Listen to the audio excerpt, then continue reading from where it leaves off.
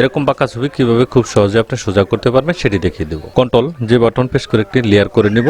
উপরে লেয়ারে সিলেক্ট করা অবস্থায় এখানে চলে যাব সিলেক্ট, এখানে সাবজেক্টে ক্লিক করে দেব।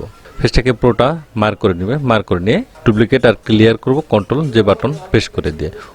উপরের লেয়ারে সিলেক্ট করা অবস্থায় কন্ট্রোল বাটন চেপে ধরে এটাকে মার্ক করব, নিচে লেয়ারে সিলেক্ট করে সিলেক্টে যাব, এখান থেকে মডিফাই, এখান থেকে এক্সপান্ডে ক্লিক করে দেব।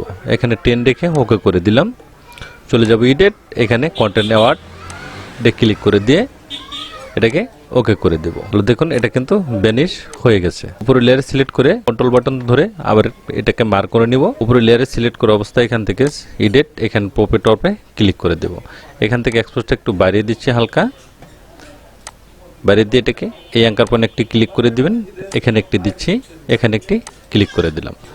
এখন এটাকে ধরে আমি এভাবে একটু সোজা করে নিব, এখানে ধরে হালকা একটু বাড়িয়ে দিব, এখান থেকে হালকা একটু কমিয়ে দেব, দেন এন্টার বাটন প্রেস করে দিব। এখন যদি দেখেন তাহলে দেখবেন, দেখুন খুব সহজে কিন্তু এটা ঠিক হয়ে গেছে। থ্যাংক ইউ গাইস, ভালো থাকবেন সবাই।